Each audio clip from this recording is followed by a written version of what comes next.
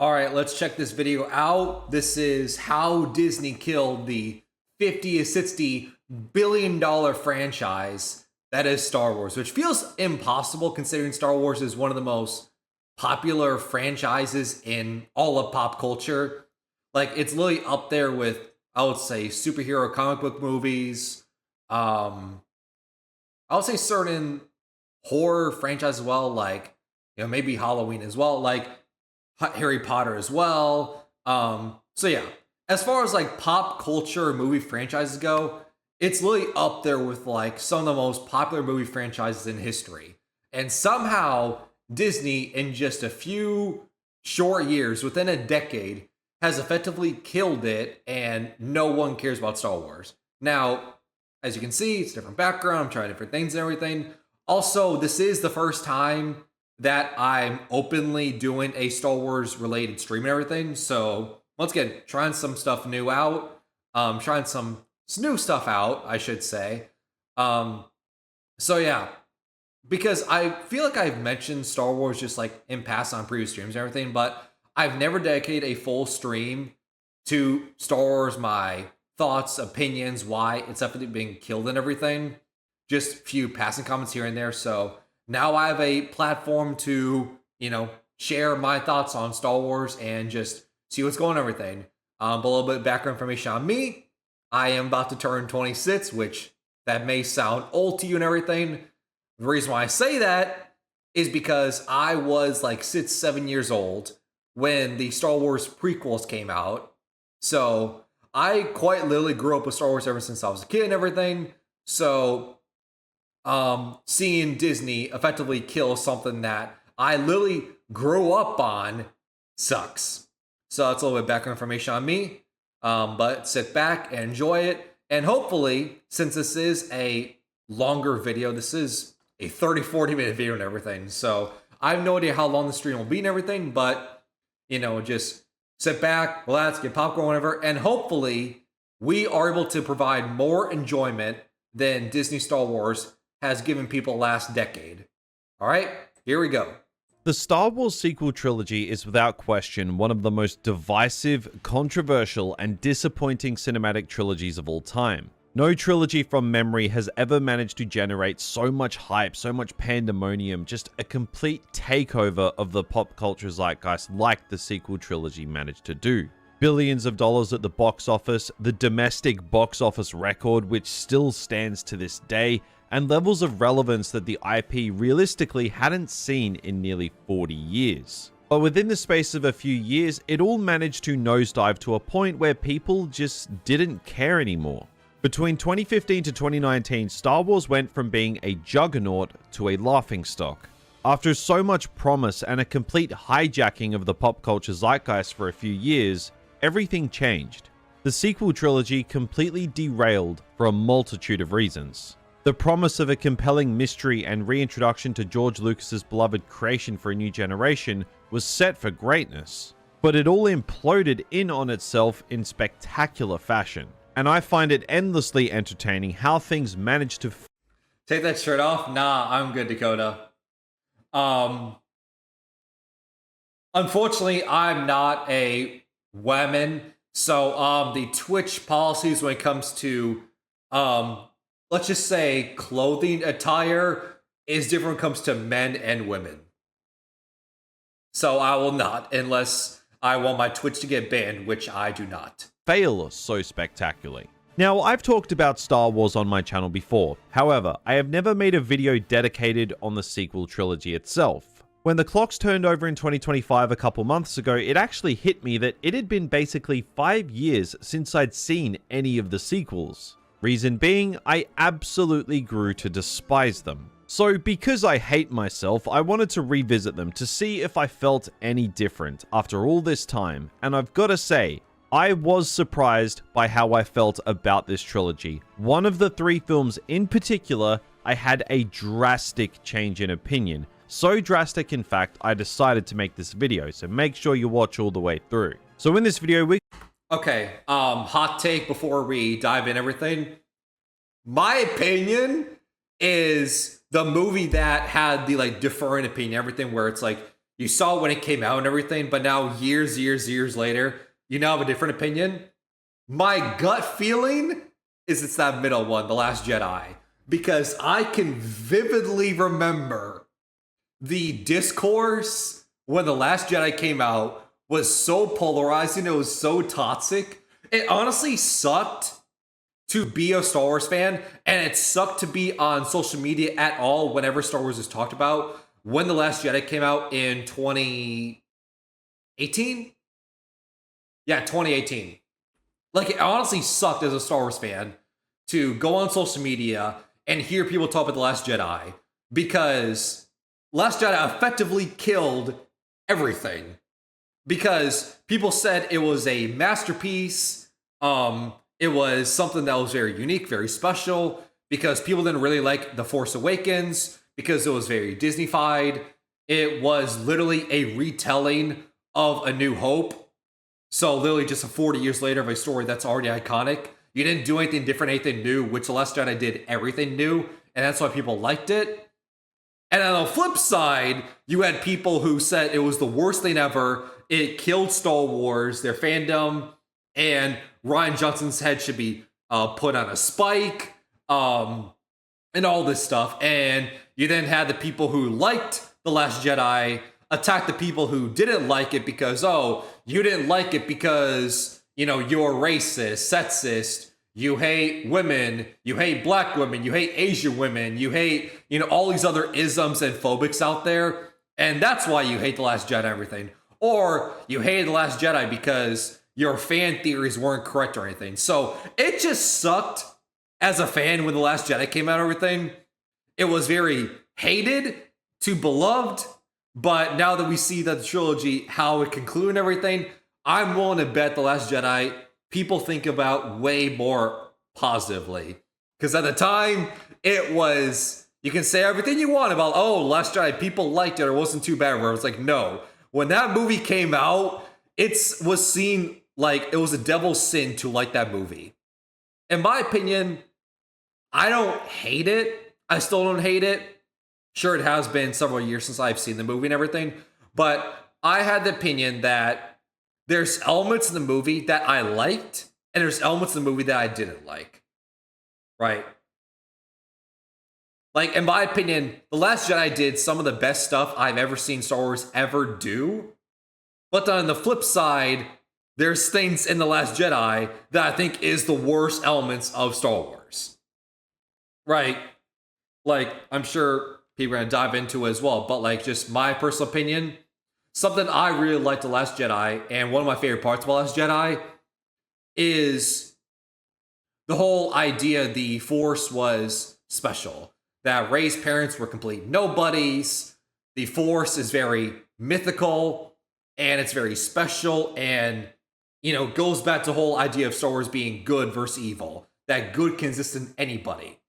Because I know a lot of fan theories out there when Last Jedi was coming out and everything, people wanted Rey to be connected to Obi-Wan, Anakin, Luke, Darth Vader, Yoda, like any most popular Jedi out there. People wanted Rey to be connected to someone, but I didn't really like that because it made the universe feel small, because it shouldn't be you have to have a specific bloodline in order to have the Force or be a good person. Like, no. It should be good, exist in anybody. And the reason why I say that is I think back to Yoda's speech in, I want to say it's Empire Strikes Back, where he says like the Force binds everyone together. It's the balance and everything. Which, once again, I think it's all great. It's a great idea that the Force is mythical again. It can exist in everybody, good versus evil. Right? Star Wars is not complicated. It's literally good versus evil. That's the whole plot. So I really like that. I didn't like the Canto Bight Casino stuff, obviously. And also did not like the constant jokes as well. Because there's a lot of dark themes and The Last Jedi and everything, but for it to have a joke every 5 seconds got really tiring and really annoying.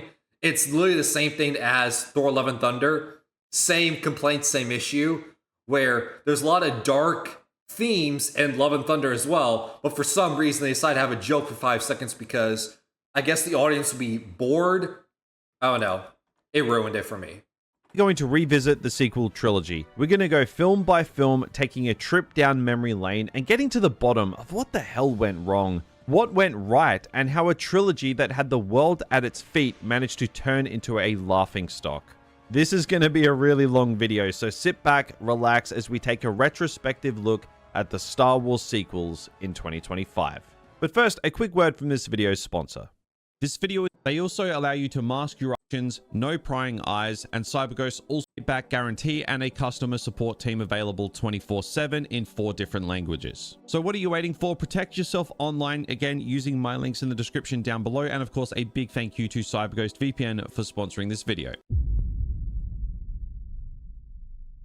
On October 30th, 2012, Star Wars changed forever. George Lucas signed Lucasfilm over to Disney for $4 billion in that now infamous video. It's just one of the toughest things to watch given how far Star Wars has fallen. And Disney, being Disney, wasted no time once acquiring the rights to Lucasfilm to get a new Star Wars trilogy in development. Star Wars was going to be hitting theaters once again for a whole new generation, a trilogy that promised to unite Star Wars fans both young and old, to return to the franchise roots of the original trilogy and stray away a little bit from the style of the prequels. As, believe it or not, the general consensus of the prequels back in 2015 was significantly more negative than it is now in 2025.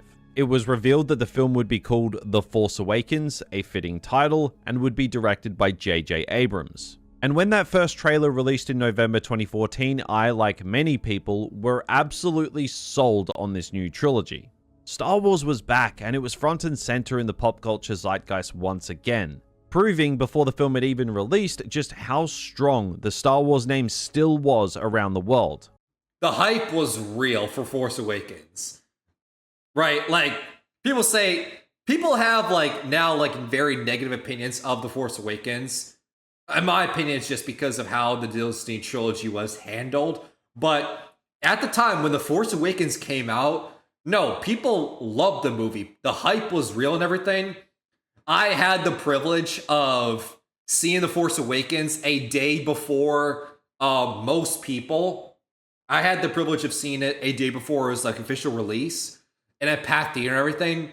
And I'm just gonna tell you, the hype and energy I had in the theater watching The Force Awakens, it was literally the same equivalent of Infinity War and Endgame, where every single joke landed, the hype was real, there was constant tension and energy and everything.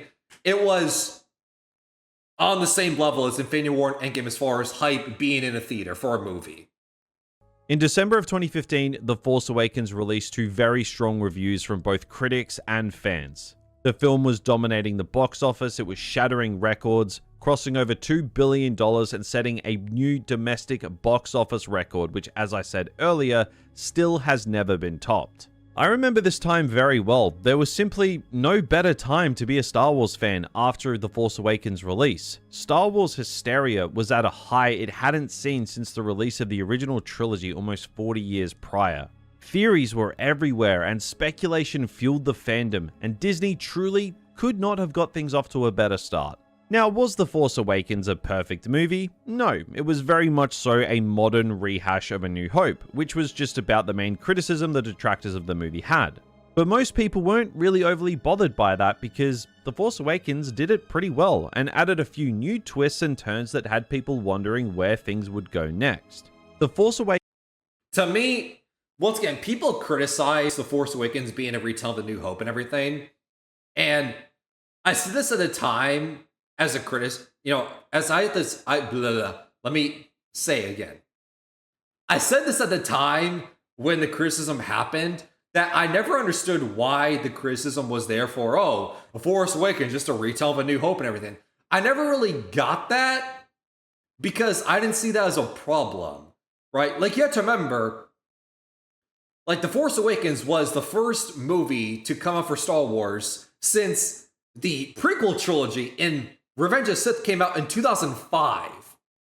And now The Force Awakens is coming out in 2015, 2016. So it literally has been a decade since the Star Wars has hit the movie theaters. So I see no problem with them playing it safe and retelling A New Hope and everything, since it's now been a decade since they've been in the movie theater. And once again, people hated the prequels and they consider it to be non-canon and everything.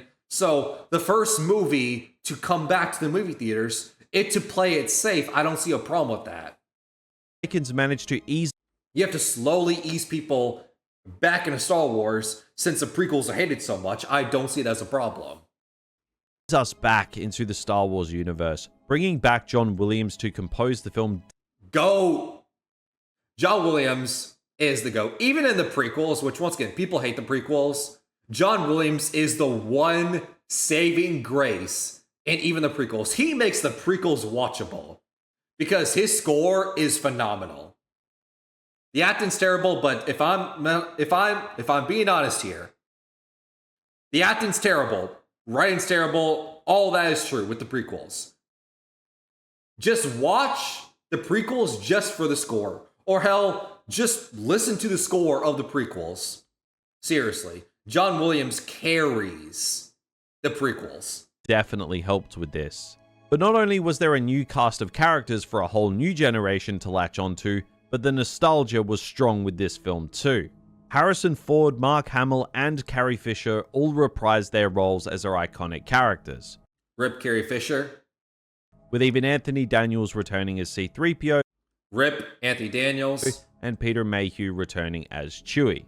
They managed to find a perfect balance of new and old to unite Star Wars fans for once, and they generally managed to do it pretty well. Now, it might sound like I'm erring on the side of severe positivity here so far when I've already made it clear that I absolutely hate this trilogy, but the thing is, people love to rewrite history and act like the general consensus wasn't overly positive when this film came out. Regardless of where the trilogy ended up and how much things deteriorated by its conclusion, The Force Awakens was received extremely well and was deemed an overwhelming success both critically and financially on all metrics. Fact. People just hate The Force Awakens. It's now popular to hate The Force Awakens. Say, oh, it was overhyped. Oh, it was never good. People were just blinded. People have those opinions because of The Rise of Skywalker, because of how the Disney Star Wars trilogy, I said in huge quotes, trilogy, of how it played out. But no, like, don't think of The Force Awakens as the entire Disney Star Wars trilogy. Just think of it as its own movie. It was hyped up. It was loved. People liked the movie. People came in droves for that movie. People only hate it now when it's popular to hate on it now because of what happened years later. But no, when it came out, people loved it. I loved it. I have seen many people since the release of The Last Jedi and The Rise of Skywalker try and act like everyone hated this movie when it came out from the get-go, which is obviously just not true. As I said, people love to rewrite history, and people have been doing it for a while with the sequels. I'm not going to do that. I'm aware of what reality was back when this film came out. And I'm not going to pretend like it was the inverse just because of how far things fell off with episodes 8 and 9. But let's turn our focus to the analysis of the movie itself and step away from the external conversation. The Force Awakens, I believe, is still to this day the best of the sequel trilogy by a mile. Reason being, it doesn't do a whole lot wrong. As I said, it plays it safe and it keeps it almost beat for beat with A New Hope. You've got the little guy going... To me, if I'm being honest, then again, it has been years since I've rewatched any of these movies. I would say The Force Awakens is the most watchable on rewatch, right? Like, it's the safest. You're able to rewatch it. There's something you can pick apart and maybe enjoy. Sure, there's a lot of story threads, a lot of mystery that was set up in The Force Awakens, and, well, we know how it turned out in the end, and you have to ignore that. The Last Jedi does everything different, but there's a lot of things, like I said earlier, the problems, the issues that The Last Jedi does is, in my opinion, some of the worst things in all of Star Wars. I'm talking about the original trilogy, the prequels, Disney, movies and shows, like everything. Some of the worst aspects in the entire Star Wars franchise is in The Last Jedi, and then The Rise of Skywalker, well, that's in a league of its own. So yeah, Force Awakens is definitely the most rewatchable, as long as you ignore the mystery that was teased in The Force Awakens to be later set up and then followed up in the later two movies, but obviously we know what happened. Force Awakens definitely is the most watchable. Going up against the big guy, our hero coming from a sand planet, the mentor figure coming and going, trench runs and killing the planet-sized weapon. It's not shy in its attempts to run clear parallels with A New Hope. And you know, A New Hope is a great movie, so this never really bothered me. Keep in mind, this film's job was to ease us back. In my opinion, A New Hope is my second favorite Star Wars movie ever. Number one is Empire. Into Star Wars after what had been a pretty turbulent period. And I thought when it did stray away from what came before, it was extremely interesting. J.J. Abrams' mystery box storytelling is kind of the best and worst thing about this movie. The mystery inserted here is excellent in isolation, but in the context of the trilogy, it was almost impossible to pay off in a satisfying way, especially when you're dealing with multiple filmmakers in the trilogy, including one in particular that was hell-bent on retconning what came before, or just not paying anything off at all. The new cast of characters, looking back on it now, it's honestly tough to sit through The Force Awakens knowing that just about every single new character's potential was completely wasted in this trilogy. And Finn got it the worst. Hands down. Finn, John Boyega, got that treatment the worst. I don't know if you're going to dive into it more and everything, but Finn had the most potential and the most wasted potential I've ever seen. It's not just goes for Star Wars, it goes for like any piece of media. This character had so much potential and it went absolutely nowhere. A stormtrooper that was brainwashed and manipulated at a young age, which that gets a little bit real for a second, but brainwashed and manipulated at a young age to serve in this Nazi military, gone rogue because they realize what they're doing isn't right, and they now want to fight for the good guys and everything. That's a great character arc. That's a great potential for the next 2 installments. That's a great story. And it goes nowhere. The most character development he got was in the first movie, where he had the most potential. The Force Awakens is a tough watch these days, not because it's a bad movie, but because it's so obvious how much potential was thrown down the drain with these characters. The new trio of Rey, Finn, and Poe were all extremely interesting characters if you just look at it from this film alone. You've got Rey, the mysterious scavenger who's strong with the Force but doesn't have a clue why, hinting at potential special lineage. You've got Finn, a defected stormtrooper, which is such a great idea, something we hadn't seen before, and is also a person who insists on running from the fight, but his morals keep dragging him back into the fray. And you've got Poe Dameron, the hotshot pilot who has to rise to become a leader. This trio had so much potential, and it's clear when you revisit this movie, they had the building blocks there. It's just a shame that Rian Johnson kicked those blocks over in the next movie, but we'll get to that. So let's hone in on the characters here, starting with Rey, perhaps the most infamous Star Wars character that there is. Now, I don't even need to begin to mention why them making a Rey movie after all these years is a terrible idea. Anyone with... It's terrible. And I don't... Actually, no. I was going to say, I don't know why they're doing that. But then I thought about it for a second, like, oh no. Kathleen Kennedy's in charge of Star Wars. No, I know exactly why they're doing it. And it's for the exact bad reason. Right, I was about to say, I don't know why they're doing the Rey movie. Like, that is doomed to fail. Right? But then I thought about, like, oh wait, it's Kathleen Kennedy we're talking about here. Oh no, that makes sense. The Pulse can figure that out. Despite great potential, the damage to this character in this trilogy is basically irreversible. But man, I've got to say, the starting point for this character was interesting. I remember all the theorizing on who Rey's parents were, who was in that shuttle when she was left on Jakku, how could she beat Kylo Ren, how could she do this, how could she do that. The theorizing was fun. Now, it did become clear in the next two films that there was definitely a little bit of a sprinkle of strong female character Disney politics. It's Disney-fied strong female characters. That's literally what happened. Put in there. But the character in The Force Awakens I don't think was inherently bad at all. Were there times, especially given the context of her contrived lineage or lack thereof? And what I mean by like strong independent female characters and everything, what I mean is Kathleen Kennedy turning Star Wars into a strong girl boss franchise. That apparently Star Wars was exclusively just for boys, just for men. So let's now take this trilogy and these, conglomeration of TV shows and make this a now female-dominated franchise. Which is just so weird because it's the same thing with, DC. It's the same thing with Marvel and everything, where these things, these properties, these pop culture franchises, they're not tied exclusively to one gender, right?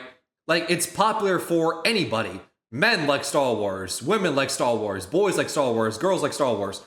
Men like the MCU, women like the MCU. Like, there's not a thing where it's like, oh yeah, this is exclusively a franchise just for men or franchises for women. That was never a thing. Also, there's a ton of strong female independent characters in Star Wars already. Princess Leia is probably one of the most iconic female characters in all of pop culture. But apparently that doesn't count. Ahsoka Tano is beloved by everybody. Another strong independent female character. So it's not like, oh, we're going to have this trilogy and we're now going to finally have some strong independent female characters for the first time because Disney Star Wars has just previously just been men. Like, no. There has been strong independent female characters since the very beginning. So I don't understand why people have this opinion of, we need to have Star Wars now be a girl boss franchise or everything. We need independent, strong women out there because we want to make Star Wars more inclusive. It's like, Star Wars was already inclusive to begin with. And also, what I mean by the whole, like, Disney-fied strong independent female character, what I mean is it's reversing and not having a hero's journey, right?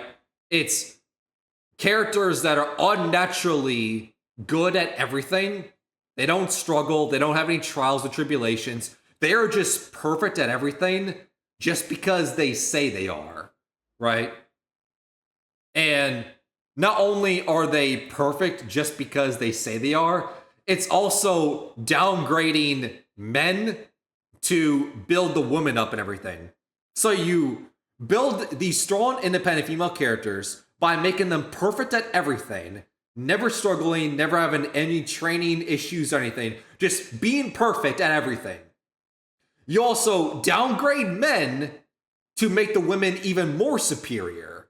That is Disneyfying what I mean by Disneyfying strong independent female characters. Like, you can have strong independent female characters. You can do it in a good way, but making women perfect at everything and then downgrading men to make them incompetent, that's not doing it. In fact, I would say it's the exact opposite of making them strong and independent. You're handicapping them, right? You're handicapping them because you're basically saying, oh, you're only special, you're only perfect because we have to downgrade other people so you can be built up and everything. Like, example, it's like, you are playing, video games with your younger sibling. You're playing video games against your younger sibling, and you don't go full try hard and everything, and you intentionally don't do like special moves or certain combos or anything like that, and you let them win, or you let them think it's a close battle and everything, when you all know if you were actually trying hard and everything, you would sweep them and it wouldn't be in competition. But you let them win or you let them think it's a close competition and everything because you're playing with someone who's younger, right? It's literally the equivalent of what Disney's doing with the strong independent female characters, is they are downgrading others in order to be built up, but it's artificial. It's not real. Hopefully that analogy makes sense. In my head, it makes sense. And hopefully other people see it the same way I do, where it's like, yeah, it's the equivalent of playing video games with a younger sibling, and you intentionally handicap yourself to let your younger sibling win. That's literally what Disney does as strong, independent female characters. And Marvel is literally the exact same issue. I can go on all day about this. Depending on the movie you're watching, where it seems like she just has all the answers and didn't encounter enough struggle before succeeding, yeah, sure. I think with this movie, they at least tried to make things somewhat make sense with how competent she is.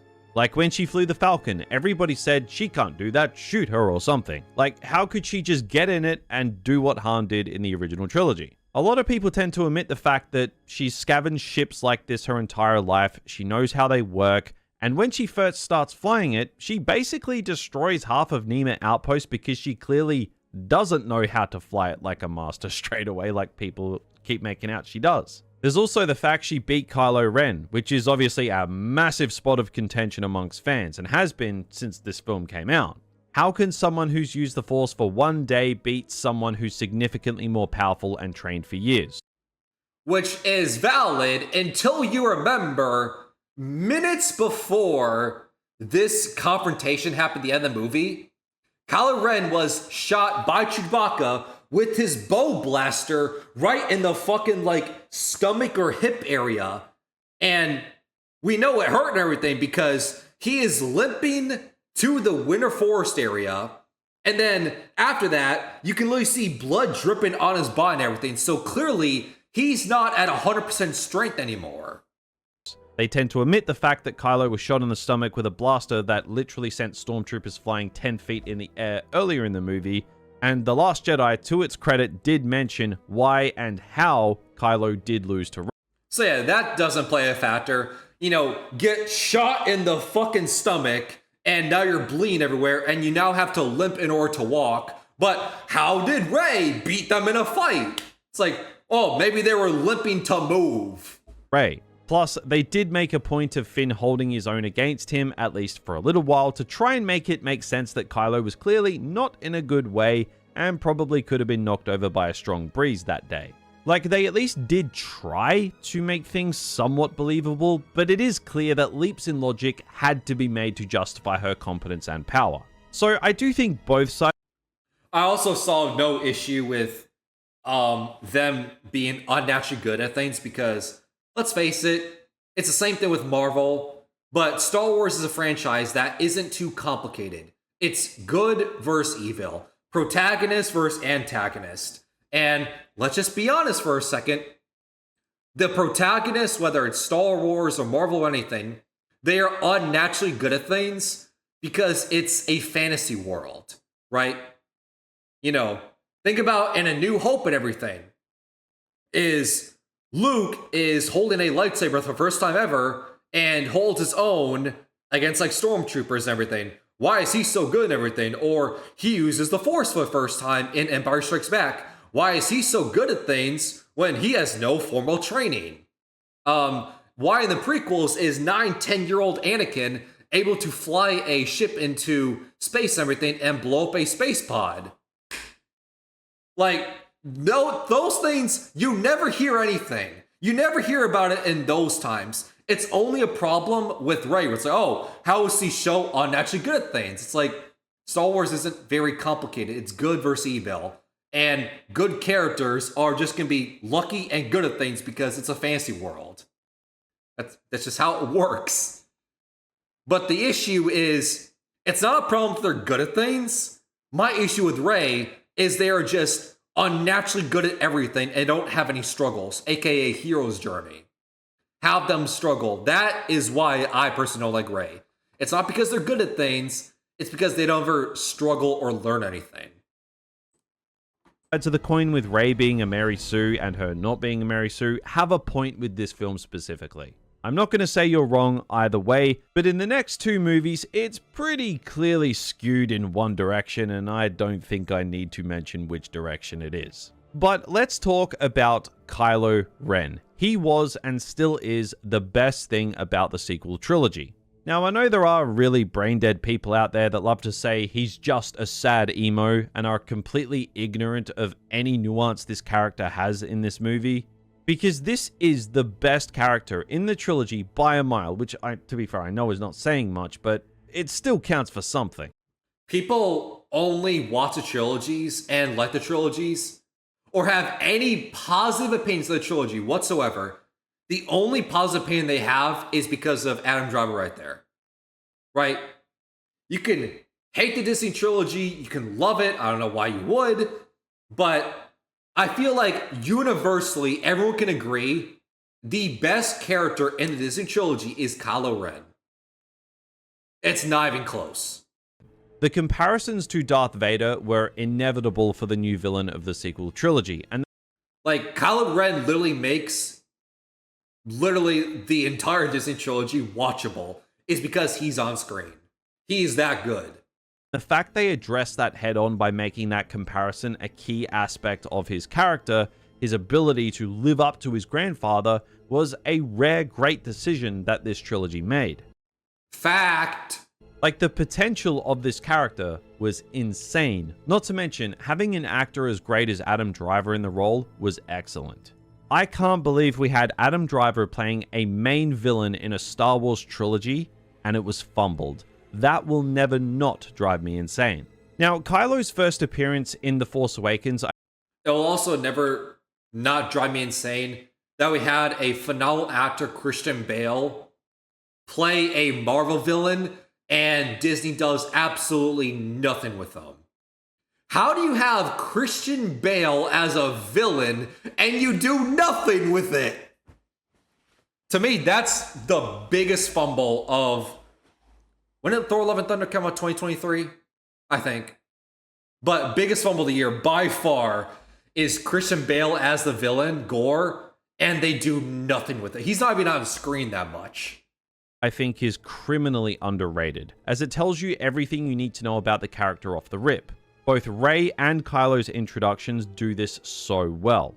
Kylo is powerful, but he's not perceived how he wants to be. During this scene, all of Kylo's lines are deliberate and demand respect. However, every line of dialogue from Max von Sydow's character completely deflects Kylo's intentions and focuses on something Kylo is clearly trying to avoid.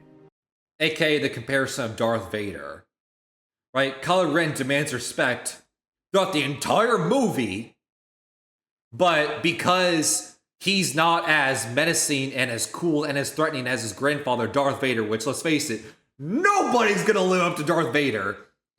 Characters in the movie know he's not gonna live up to Darth Vader, and we as the fans know nobody is going to live up to or even superior Darth Vader. Darth Vader is the most iconic character in pop culture for a reason. You're not going to outdo that. So having a character who is entirely insecure that he won't live up to being as cool as Darth Vader, when we as the fans know this, but also the characters acknowledge it, is so cool. And I love it. Watch the scene back again. Just about every single line strays off topic from Kylo's dialogue and references back to who the man behind the mask is. This is a genius interaction that punches well above this trilogy's quality. The fact this character has no fear despite Kylo's forced intimidation acts as a perfect example of how Kylo as a character isn't taken seriously. He's this Darth Vader wannabe. Under the dark and scary facade of the mask is a confused and desperate imitation of his grandfather. Like, think about how cool that is. You are the grandson of one of the most feared villains in all of pop culture, and you are insecure about it because you don't live up to their name. That's so cool! And Disney did nothing with it! I love that the creators decided to lean into fan comparisons by making it a cornerstone of the character. And when the movie plays with those ideas, I think that's when the small moments of brilliance this trilogy has shines through. I think for the most part, Kylo in this movie is a thumbs up. The moments where his artificial facade of Kylo Ren falls away and we see Ben Solo seep through is compelling. But it is hard to go back and watch The Force Awakens again to see a character filled with so much potential and played by such a great actor get criminally squandered. Now, as for Poe and Finn, I think these two characters are great in The Force Awakens specifically. They're great in The Force Awakens because that's when they have a character arc. Finn has a point in the story because, once again, a former child soldier brainwashed by the Nazi Empire First Order, and then being defective, gone rogue because now they want to fight for the rebellion and fight for the good guys now. That's his story. That's his arc in The Force Awakens. And he kind of has the same arc in the other two movies, just a rinse and repeat. He doesn't do anything after that. Same thing with Poe, right? They don't do anything past this movie, which is disappointing. Both fall off a cliff in the next two movies, Finn more so than Poe, but we'll get to that. They essentially took Han Solo from the original trilogy and cut him into two to create Poe and Finn. You have the hotshot pilot and calm and cool attitude of Han with Poe, and you have the reluctant hero turned eventual leader with Finn. As for how The Force Awakens treated the original trio, I know a lot of people over time have grown bitter on the fact that they killed Han Solo and they see it as disrespectful, but I think Han's death was handled the best out of the big three. Han, Luke, Leia.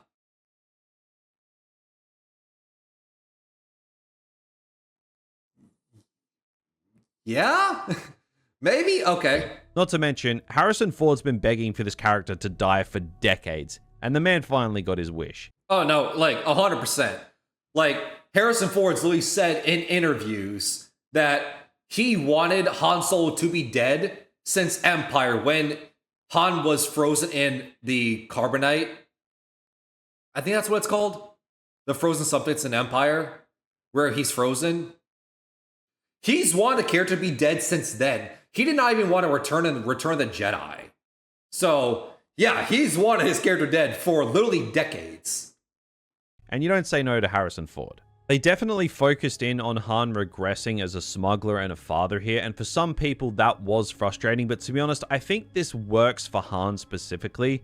For me, it made Han a more three-dimensional character, more so than he was in the original trilogy, and I'm not saying he wasn't three-dimensional in the original trilogy or anything, don't mistake me, but I think this just made Han a better character in general, more depth. It made him feel a little bit more human, which helped with Kylo as a character as well. As for Leia, I think The Force Awakens handled her well. She's in line with the character she was in the original trilogy and is well respected and treated with respect by the filmmakers. As for Luke, Leia, Carrie Fisher, it's very difficult when it comes to the treatment of the big three, because obviously Carrie Fisher died while shooting The Last Jedi and The Rise of Skywalker. In between that period, Carrie Fisher died, so it's kind of hard to handle it because, like, well, what does Disney do about this character when the actress died in real life? Like, how do we go about it? well, we'll obviously get to that when we talk about The Last Jedi, but a large portion of this movie is how do we find Luke? Why did he disappear? For us to only see him right at the end. I have no problem with Luke isolating himself after a massive mistake, but I have a problem with how far they went with it in the next movie. Also, it's worth stating that the fact we didn't see Luke, Han, and Leia on screen at all in this trilogy is an absolute joke. Agreed. Yeah, that is very weird to think about. I did not even think about that till now. Yeah, the original core that literally made the franchise, Luke, Han, Leia, never got to meet. That's crazy. I do not know how that happened. I mean, why? Literally, it literally comes to the point of it's the same thing of what happened in Pirates of the Caribbean, where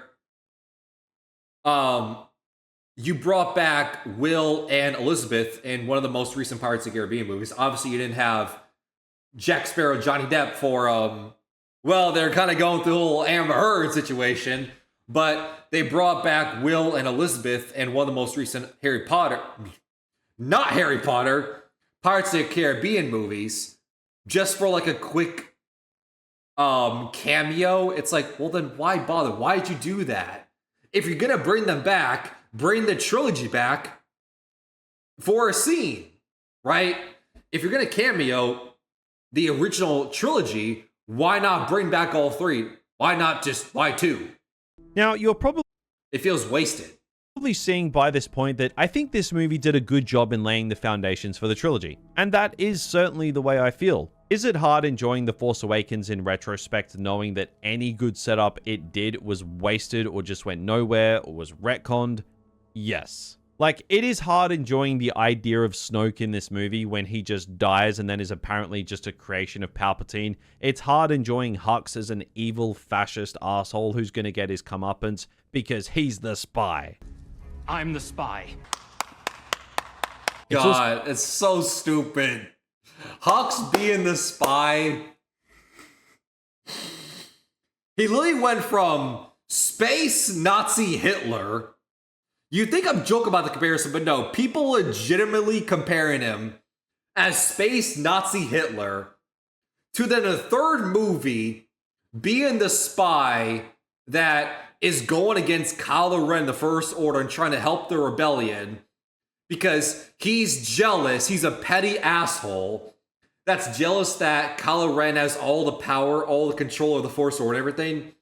And he's now jealous because he doesn't get any control or anything. So it's like, okay, since I already control the Force Order, I'm now going to be a spy and now fight for the rebellion now. Even though in the first movie, he's like Space Hitler and blows up planets because he's, once again, Space Hitler. Why? So hard seeing lines from Mars regarding how she got Luke's lightsaber when she says it's a good story for another time, and we're still waiting for the other time. The Force Awakens is without question the best of the sequels for me, but it is tough to revisit because you have to see all of that squandered potential all over again. Like, we were on the verge of greatness, we were this close. But ultimately, The Force Awakens is just a story of wasted potential. It's not a perfect movie even in isolation, but what it was a great foundation for a great trilogy. But obviously, those foundations were chewed up and spat out by the next movie. So let's get into the meat and potatoes of the derailment of the sequels.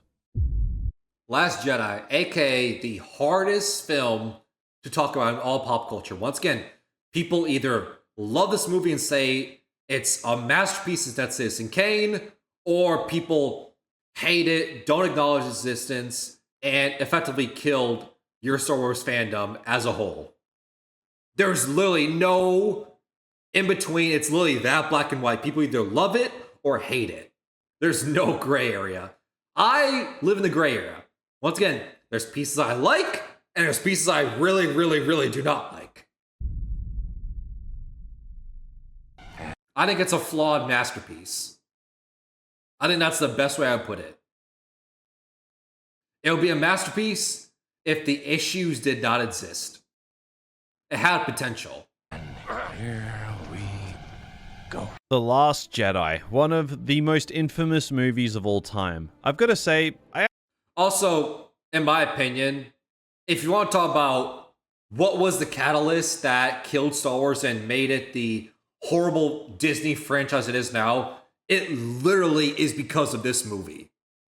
This movie created The Rise of Skywalker, which enough said there, caused Star Wars to no longer be in the theater for the next 7-8 years because of fear, and then resort to releasing all these Disney Plus boring shows. This movie literally was the catalyst butterfly effect for all of that. So, why Disney failed is literally because of this movie. It's no exaggeration. It quite literally is the reason.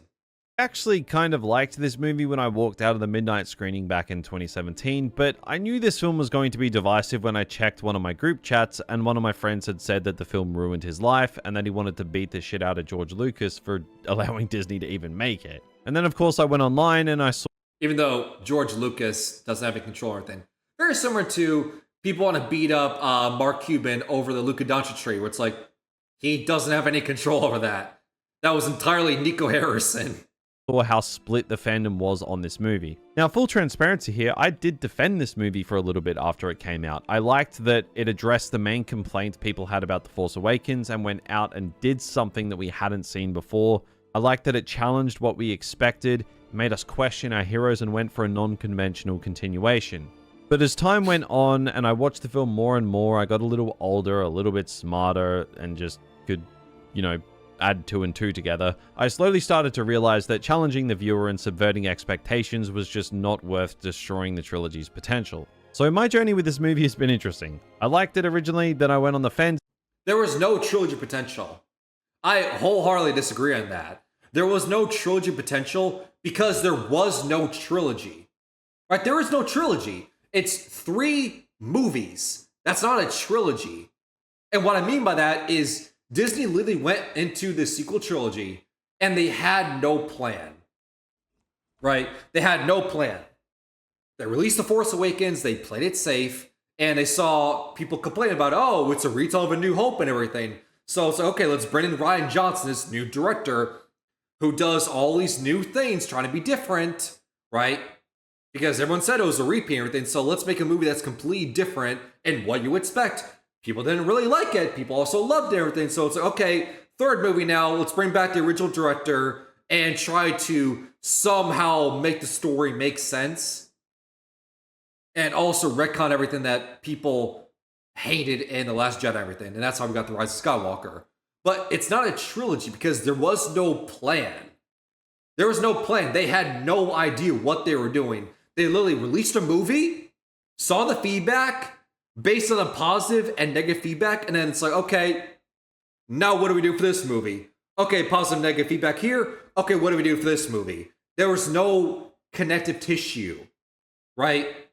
Like, once again, hate the prequel trilogies all you want. I'm not saying they're perfect, but the very minimum, at least George Lucas had a plan of what he wanted to do for the trilogy. Phantom Menace did this, Attack of the Clones did this, Revenge of the Sith did this. Now, was it completely clear and concise? No, but at least he had a plan. He knew where the end goal was, but Disney, they had no idea. And saw the good and the bad, and then I didn't watch it for 5 years, and now I have grown more cynical with this movie than I ever thought was possible. And I think that it mainly comes down to the fact of the knock-on effect this movie had on Star Wars as a whole. This was the film that led Star Wars to the irrelevant husk that it is today. Watching The Last Jedi for the first time since 2019, I have to say, I think this movie has dethroned The Rise of Skywalker as my least favorite of the 3 and my least favorite Star Wars film ever. I would go as far as to say that I actually hate this movie. If you want to know why the sequel trilogy fell apart, if you want to know why Star Wars is an irrelevant brand in 2025, if you want to know why The Rise of Skywalker was one of the most pathetic franchise films of all time, well, here's your answer. The Last Jedi. Now, I do not like The Rise of Skywalker at all, but that film is merely a symptom of The Last Jedi. You can hate The Rise of Skywalker for being a bad movie, and I'll agree with you, but the root cause of why The Rise of Skywalker is so bad is The Last Jedi. This is the movie that made it abundantly clear that Disney had no plan for this trilogy at all. Rian Johnson came in and made a film that did its own thing with no care for what it actually means for anything going on around it. The films that came before, the films that will come after. It was made as if those two things weren't important, which you can't do when you're making the middle film of a trilogy. Rian Johnson had something that he wanted to do, and he was going to do it regardless of whether or not it broke canon, whether or not it lined up with any vision the trilogy had. And I don't necessarily blame Rian Johnson for wanting to draw outside the lines of Star Wars with this movie. Because as someone who has actually made a film myself, I understand. I mean, on one hand, I wholeheartedly disagree with that. I wholeheartedly disagree that it's Rian Johnson's fault that The Last Jedi wanted to be different. Because once again, the main complaint of The Force Awakens and Disney Star Wars coming back in the forefront now again is that it was a retell of A New Hope and everything. Oh, it's boring. Right?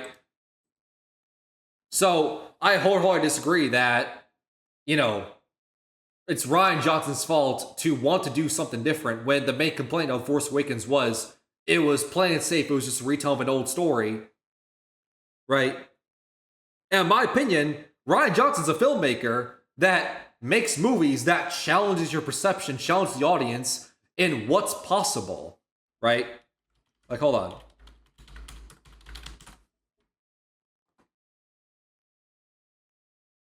Yeah. I was like, what movie is it? Yeah, Knives Out. if you ever seen Knives Out, which I have and everything, great movie by the way. Rian Johnson's a filmmaker that doesn't make movies that like you anticipate or you guess. There's constantly twists and turns and everything. It challenges the audience in what's possible, what's not possible.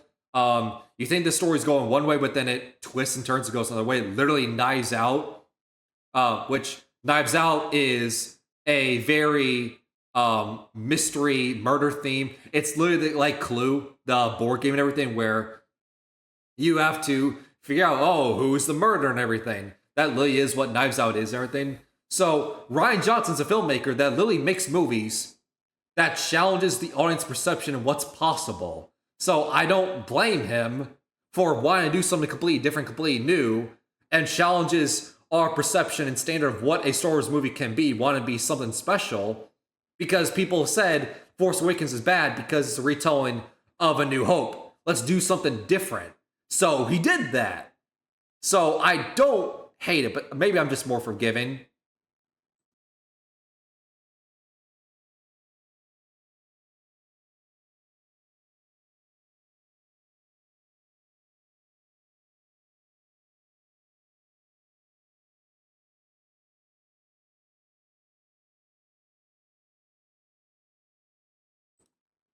All right, I'm back. Sorry about that. Nose was itching like a bastard.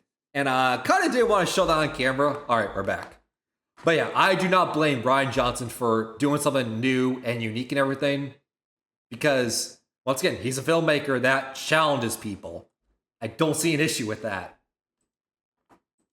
Hell, maybe, just maybe, what if instead of being J.J. Abrams and everything, what if Rian Johnson was a director? Because he has a said trilogy, apparently, but who knows about that going on. But let's just say, instead of Force Awakens being directed by J.J. Abrams, the entire Disney sequel trilogy was directed by Rian Johnson. Would people be a lot nicer? Would people have been, let's just say The Force Awakens was directed by Rian Johnson. It would probably be very different and not what you would expect at all. And maybe the Disney sequel trilogy would be seen as a lot better because at least you have one director, one vision for an entire trilogy, instead of multiple directors' visions trying to somehow fuse it together. But that's just a thought. Stand wanting to push those barriers. To be honest, I blame Kathleen Kennedy and all those involved at Lucasfilm that are in charge of taking care of the canon and the continuity of Star Wars. Because these people allowed him to do this. Again, I get a filmmaker wanting to do something ambitious. I understand that, but sometimes they need to be reined in, and it's clear that that didn't happen with this movie. And when you're dealing with something as connected and beloved as Star Wars, it is your duty to keep filmmakers in line on their ambitions. Rian Johnson gets the hate for this movie because he's the one who made it, which rightly so, but every single person at Lucasfilm that lacked the ability to tell him no are just as responsible for this movie and the current state of Star Wars as he is. I do not blame Rian Johnson at all. I wholeheartedly blame Kathleen Kennedy because they're the head of Lucasfilm, they're the head of Star Wars, and they went into the sequel trilogy with no trilogy, no plan, and instead allowed directors to do whatever they wanted. That's the issue. You can't blame a director for not really following the timeline and everything when they didn't really have a set groundwork of what to do, no blueprint, kind of just, all right, do whatever you want. But now to actually analyze the movie itself, I will say this probably still is the best looking Star Wars movie ever made. It's got some wonky visuals in scenes on Canto Bight, but if you can ignore the absolute blasphemy this movie is trying to pull off, you can at least enjoy the visual mastery on display. Now, that mastery obviously didn't translate to the rest of the movie. So let's just rip the band-aid off with this one, and let's talk about Luke. I've never really talked about Luke in The Last Jedi on this channel in any great detail before, so this is kind of new ground for me, and I've got a lot to say. I originally didn't mind what they did with Luke in The Last Jedi, and the reason I say that is I thought it was interesting to play with the idea of Luke Skywalker, this legend, this higher-than-life figure being able to fail, but then realizes the error of his ways and then redeems his actions by the end. Which is great character development, right? Because we see, as fans, we see Luke Skywalker as this perfect figure who's never wrong because, well, he's literally the center figure of the entire Star Wars franchise. He's the center hero, and Darth Vader's the center villain, right? We believe everything that Luke Skywalker does is right and good and perfect because he's Luke Skywalker. And that's just it. But seeing him fail and having to learn about failure and having to grow from it, and that's why Yoda's there, and that failure is the greatest teacher, is great. Like, we actually got character development for Luke Skywalker, which is, in my opinion, phenomenal. Like, if you told me in the year 2018 we would get more development for Luke Skywalker, I wouldn't believe you because, like, his story's already been wrapped up for decades. What more is there to say? But clearly, there was way more to say. Right? That's literally why Yoda's there. Yoda's literally there as Luke's teacher to teach him and teach the audience that failure is the greatest lesson. I liked him having to understand the lesson that failure is the biggest teacher in order to get himself back on track. At face value, Luke's arc in The Last Jedi is actually pretty great, but the problem is, this is an arc that shouldn't, and realistically, would never exist for this character specifically. Yes, we can all make mistakes, yes, we're all vulnerable to a moment of weakness, we are human, but the leap Rian Johnson took with this idea with Luke was too much to digest for most people. I like the ideas posed with Luke in this movie, and in a vacuum they're poignant and thought-provoking, but the problem is you're doing this with a character that was the embodiment of hope, that even in the most dire circumstances could see the good in anyone. The same person that saw the smallest shred of light in his father and was willing to face death in order to help redeem him.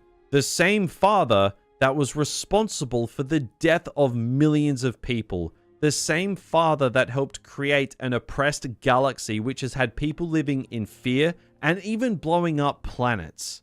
Rian Johnson expected us to believe that Luke could see the light and conflict in that person, but even... Yeah. To me, this is the biggest pill to swallow. And once again, as much as I was gloating a couple minutes ago about how much I love Luke's arc and everything of how, you know, we see him as making the right decision every time, being so perfect because he's Luke Skywalker, I will agree, this is a very, very, very hard pill to swallow to the point where it's kind of impossible to believe and not a good way. 100%. Like, Luke Skywalker seeing the good in the Emperor and Darth Vader, which is literally the embodiment of villainy, right? Luke Skywalker seeing the good and light in those characters, but cannot see the good in a 9-10-year-old Ben Solo because, oh, he's already gone too far in the dark and everything. It's kind of hard to believe. It's like, how do you see the good in Darth Vader, but not the good in Ben Solo? Right? Like, that's very hard to believe. In a fleeting moment, would strike down his own nephew because he saw in Ben's dreams that Snoke had turned his heart, and Ben was eventually at some point going to do some bad stuff. This doesn't make sense. It does make sense. Once again, as much as I was gloating about Luke, I do not like the scene at all. I agree. It's so weird how Luke's able to see the good in Darth Vader, but not the good in Ben Solo. It's so weird. I wish this scene didn't exist. Or at least it was handled differently. Because then it makes you question the canonicity of like, well, how does that make sense? Remember when I said earlier that The Last Jedi doesn't care about if it breaks canon? That it doesn't respect what came before or what will come after? This is what I mean. Luke's arc could work well in The Last Jedi if the original trilogy didn't exist. Not to mention, how are we expected to believe that Luke would try and redeem Vader because he felt the conflict within him, that shred of light, but would think even for a moment to strike Ben down? Are you trying to tell me that Ben at this moment... is more evil than Darth Vader, which we know he's not. Is completely lost to the dark side further than Vader ever was. No, and you can't say he was, because the entire sequel trilogy makes a very clear note that Kylo is conflicted, that he feels the pull to the light, so Luke switching on his lightsaber objectively makes no sense. How Luke can redeem Vader because he sensed conflict in him, but tries to kill the character that these movies constantly tell you is conflicted, makes no sense. This has been the most hotly debated topic with this movie, and I don't even think it should be. I think the conclusion here is pretty clear cut. I get we all have opinions, but people who try and make sense of this moment in The Last Jedi, please try and help me understand how this is supposed to make sense. You could pass this moment off as a brief failure of continuity and writing, but the problem is Luke's entire presence in this movie is built off this very moment. So you can't just brush it off as a weak moment in the writing. The entire film is built around this moment, and it doesn't make sense. Now, take Luke out of the equation. What about the rest of the movie? It's just not great. The First Order sit on the Resistance tail waiting for them to run out of fuel for the entire movie until the Resistance can sneak off down to Crate and then create an epic climactic battle. Whilst all of this is going on, Finn and Rose head to Canto Bight, which has been clowned on endlessly by almost everyone who has seen this movie, so I'm not going to add to that. But despite how much I despise the Canto Bight sequence, I do like the idea of looking into war profiteering and the moral grey area of some characters in the galaxy, like DJ, played by Benicio del Toro, who definitely made some weird choices with the character in his performance. But the idea of these war... I don't like the Canto Bight stuff because of the characters that went to it, right? And what I mean by that is, for some reason, Rose had to have this big speech to Finn about how, children are being manipulated and tortured by, these evil forces of the Empire and everything, being slaves and everything. For some reason, Rose had to tell that and have this big speech to Finn. Which, if you want to talk about continuity and canonicity and never making sense and not respecting what came before, why is Finn getting told this speech of children being slaves to bad forces when he was a child soldier brainwashed to be a space Nazi? Right? Like, he does not need to be told that war is bad and children can be brainwashed and enslaved to bad forces when he quite literally was one of those people. Why does he need to be told this lesson of that war is bad and children can be slaves and everything when he was that? He knows he was that.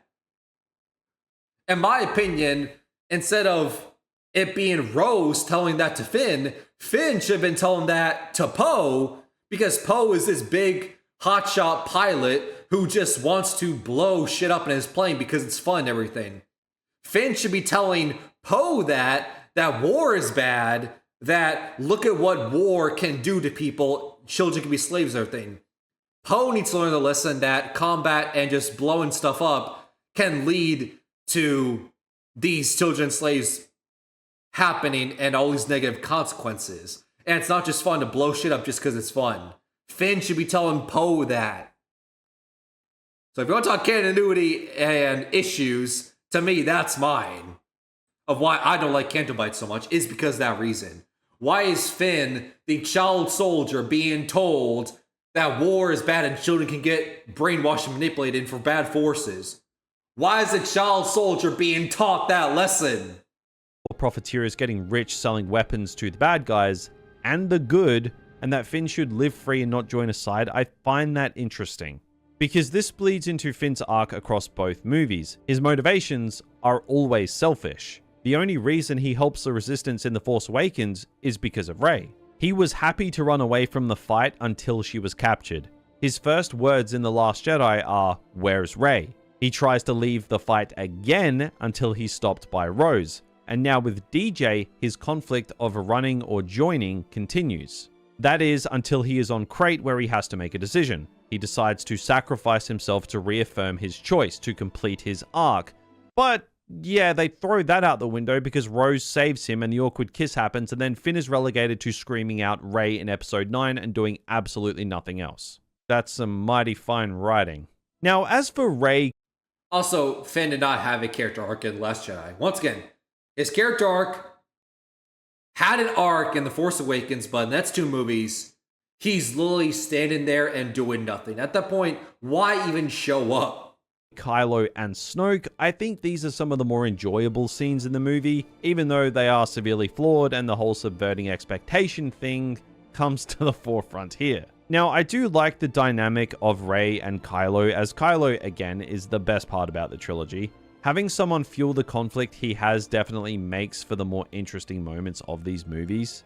I think him turning on Snoke and killing him just to become the Supreme Leader, though, just makes no sense, and is more of a middle finger to the audience for daring to have any interest in who Snoke was and what his backstory was. Remember the whole "your Snoke theory sucks" thing? How dare you theorize and speculate over the clearly set up to be mysterious character? How dare you, you stupid person. Now, I do not buy for 1 second that when they cast Andy Serkis to play this character for The Force Awakens, that they were like, yeah, you're gonna die halfway through the second movie. Killing Snoke was a cool scene, but it's just dumb, and honestly, is probably the key moment that completely obliterated this trilogy's continuity. No, I would say Luke not seeing the good in a 10-year-old Ben Solo, but saw the good in Darth Vader. I would say that's when it lost its marbles. Not to mention Kylo Ren's potential as a character. This scene should have taken place in episode 9, and that's where Kylo should have killed Snoke as Ben, a full redemption just like his grandfather did, sacrificing himself in his moment of redemption to destroy his master. This would have made way more sense, as the very cornerstone of Kylo Ren's character in these movies is his failure to live up to his grandfather. But then his redemption could have been the thing that made him most like Vader than anything bad he'd done. But no, we have to settle for a subversion of expectations because apparently that's better than logical writing. I mean, would that have been better? Maybe. But it's one of those things where it's like, obviously Kylo Ren is not going to be Darth Vader. He's not going to live up to that. And once again, that's the whole point of the character, is not living up to the expectations of Darth Vader, which once again is all great. My issue though is that if that happened, if Kylo Ren, Ben Solo, killed Palpatine in the final movie as his redemption arc, that quite literally is copy and pasting Darth Vader, right? It's quite literally the same arc. Killing Palpatine as a sacrifice for redemption. So we want to see all this time of how Kylo Ren is not Darth Vader and can't live up to it and everything. But in the last movie, he quite literally has the same arc. Darth Vader kills Palpatine, his master, as a sacrifice, as a form of redemption. Kylo Ren kills Palpatine as a sacrifice and a form of redemption. So we want to see all the time that they're not the same character. They can't live up to it, even though they literally have the same story. So I don't agree with that. So because of this, they have to shoehorn Palpatine into episode 9 and have Ben being thrown down a hole whilst Rey kills Palpatine. Just, Like, the knock-on effect Snoke's death had on this trilogy can't be overstated. This was, and still is, the dumbest thing they did for the continuity of this trilogy. And when I say that, like, no. When I said what earlier about having the same arc and everything, I still don't like Snoke dying in The Last Jedi. I think that was weird and everything. But all I'm saying, though, is if we're talking about the constant comparison of Kylo Ren and Darth Vader literally having the same arc, kind of defeats the purpose, because we're constantly told, you know, oh, don't compare us because we have completely different arcs and everything. I'm not going to live up to it. But also let me have the exact same arc, which is just going to ask the comparison. Now, I just realized putting this video together that I completely forgot about Holdo and the Holdo maneuver. This character was inserted to force conflict to give Poe something to do in this movie. And the Holdo maneuver is a prime example of just because you could doesn't mean you should. They try to play this moment off as a 1 in a million maneuver, but what about this exactly is 1 in a million? You go into hyperspace in the direction of something. I'm not sure that's 1 in a million. I mean, we all know why they said that it was in The Rise of Skywalker, because it just opens up a massive plot hole regarding the entire franchise, so they have to play it off like it is 1 in a million. But we all know it's clearly not. That's just BS to just avoid a plot hole. But all of that just adds to this movie disrespecting the fact that it takes place in a pre-established universe with its own set of rules that it just casually breaks for fun. Like, there are so many things in this movie that just leave me scratching my head. Leia Poppins, I genuinely forgot how stupid that was. I don't think I could talk about this movie anymore. The Last Jedi really has slid for me. I was never its #1 advocate or anything, but I can't believe I have soured on it this much since the last time I saw it. The forced comedy, the cheesy dialogue. The comedy is the worst part of The Last Jedi. It's quite literally the worst. Like, once again, this movie is all about failure and has all these dark themes. Pretty much everyone on the good side dies in the end, but for some reason we have to have jokes and fun nonstop. Why? It literally is the equivalent of Infinity War. Like, Infinity War sure has jokes and everything. Sure, as Infinity War is like fun moments to kind of break the darkness and add some entertainment, sure. But it quite literally is Infinity War having a joke every 5 seconds. And then when you eventually get to the snap moment of Thanos dusting away all these beloved characters and everything, it's now treated as a joke. That's literally what happened with Last Jedi. The disrespect for what came before and what needs to come. Like, quite literally, imagine Infinity War, where everyone gets dusted away and the few heroes that are left and everything, it's Captain America, Black Widow, Falcon, on Wakanda, everything. I can't remember who else was on Wakanda and everything. And the final line is Chris Evans saying, "Oh God," and everything after the snap happened. Imagine instead they are partying and laughing and everything because, hey, we didn't dust away. We now survive and everything. That literally is equivalent of what happened in Last Jedi. After the derailment of what was a promising trilogy, this movie is just a perfect example of how not to make a middle entry in a trilogy. Oh God, Rise of Skywalker. Oh man, this could be a video. This could be a stream on its own because I literally can talk for hours on the issues I have with Rise of Skywalker. Oh boy. Alright, prepare yourself. The Rise of Skywalker. I mean, how did we get here? I mean, I just spent the last 30 minutes talking about how we got here, but anyway. It is crazy seeing a trilogy that had so much promise just end up stooping so low. The Rise of Skywalker was and still is a blueprint on how to not conclude a trilogy. Or how to write a blockbuster movie at all. But also true. How not to make a blockbuster film. Okay, there we go. Hey, we think alike. See? Same brain energy. How not to treat your audience. Also true. This movie genuinely acts like everyone watching it is stupid. This is a movie that is so fundamentally broken from top to bottom that I don't even know where to start. I'll start here. You can think I'm capping, and sure, say I'm capping, but I guarantee you, sit 7-year-old me playing with my Lego Star Wars action figures, I could make a better story than these $1 million directors and writers that made this movie. Right? Hold on, let me see. What was the budget for Rise of Skywalker? Let me see.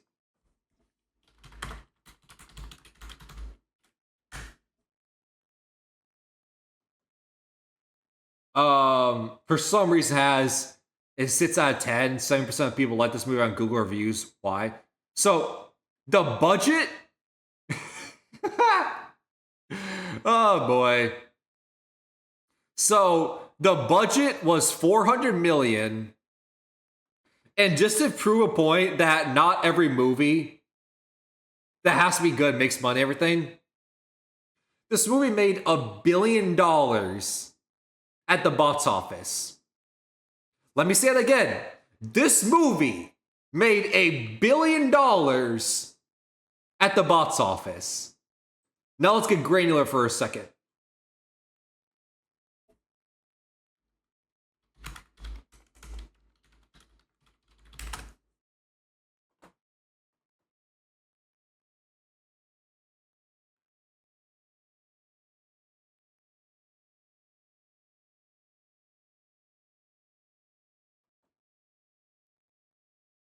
Yeah, it was the 7th highest grossing film of 2019.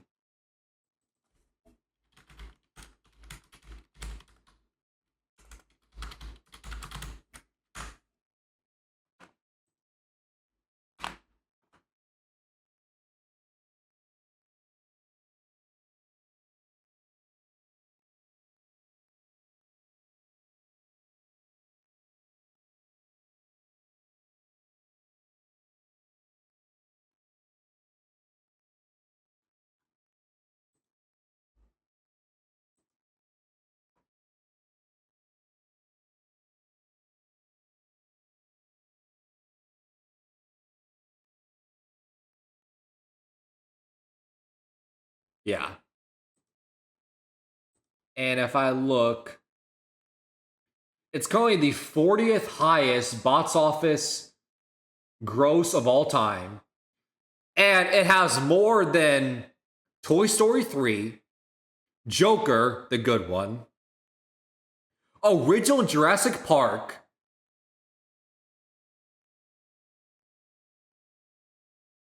The Dark Knight,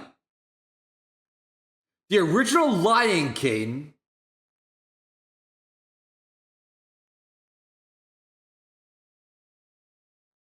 Shrek 2. Yeah. Just to put that in context, this movie made more money than those. Just to show you, a movie making $1 billion at the box office does not mean it's a good movie. Anyway, we move. I do think The Rise of Skywalker is a far worse movie than The Last Jedi, as The Last Jedi's issues are mainly based around continuity, not respecting the established universe. I don't mean this in a joking way or sarcastic way or trolling anything. I legitimately think The Last Jedi may be one of the worst movies I've seen in my lifetime. And I'm not joking when I say that. Everything I hate about a movie is present in Rise of Skywalker. Not adhering to the fact it's part of a trilogy and not its own separate thing. But The Rise of Skywalker, I think, fundamentally is just the worst written Star Wars film that's ever existed. It's the worst film to ever exist. And believe me, I've seen some poor writing films. It's the worst film by far. It's not even close. And it's because of that scene right there. Somehow Palpatine returned. And if I went to good old Urban Dictionary, the definition of somehow is in some way, by some means, for a reason that's not known. AKA, when Poe said somehow Palpatine returned, according to good old dictionary, somehow was defined as for a reason that is not known. AKA, I don't know, how did Palpatine come back? Well, quite literally, in the definition of somehow, I don't know. Disney doesn't know, so why should the audience care if Disney didn't even bother to know how this happened? You can make the argument that The Last Jedi is a good movie if you act like the rest of Star Wars does not exist. But The Rise of Skywalker is a bad movie from every conceivable angle. Half of it is its own doing, the other half is they have to follow up a film that went against everything the trilogy was setting up. So it had to... That's the original thing of Disney had no plan with the trilogy. They had no idea what they were doing.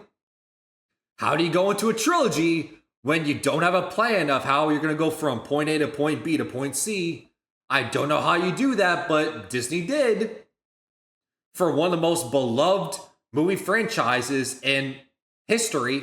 Retcon some dumb decisions The Last Jedi made to try and gain back some level of cohesion and damage control. So although I am sympathetic to the fact this movie has to conclude what is now a completely broken trilogy because of The Last Jedi, it still doesn't excuse how lazy and desperate this movie was. This movie is evidence that your movie doesn't need to be good to make $1 billion. There we go. I hope. And once again, we already went down the ranking of some actually elite, some of the most iconic movies ever, made less than this movie. Once again, proving your movie does not need to be good to make a ton of money. Put out a lot of hope that they were going to be able to save the sequel trilogy with The Rise of Skywalker. When I heard Palpatine laugh in that trailer, I was filled with levels of copium that should kill a man. It makes sense for Palpatine to come back to conclude the Skywalker saga, I used to say. Like, if I could get in a time machine and throw a brick at myself, I genuinely would. This is by far the most disconnected movie trilogy that has ever been put to screen. Also, hold on, I want to pause for a second. The sequel trilogy with The Rise of Skywalker. When I heard Palpatine laugh in that trailer, I was filled with levels of copium that should kill a man. I want to pause for a second. It makes sense for Palpatine to come back to conclude the Skywalker saga, I used to say. Like, if I could get in a time machine and throw a brick at myself, I genuinely would. This is by far the most disconnected movie trilogy that has ever... Okay. So... damn it. Can't really see that. Because it'll ruin the frame and everything. Okay. Let me instead pull up this. Just to show you.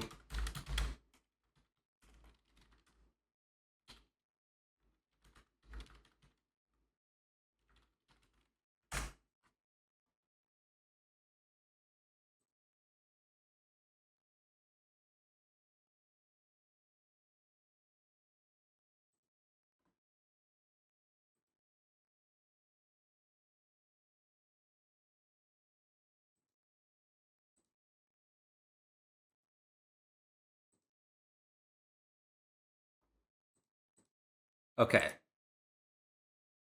So I'm going to pull this up for a second very quickly. But yeah, just to show you how incompetent Disney is. So this is good old Sheev Emperor Palpatine, right? Right? Good old Sheev Emperor Palpatine. Now, I bring this up just to show you how incompetent Disney is.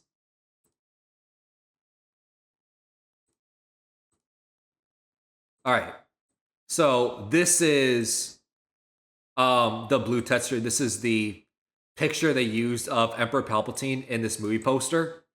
Now, the reason why I bring that up and why the internet has collectively made fun of Disney for how incompetent they are.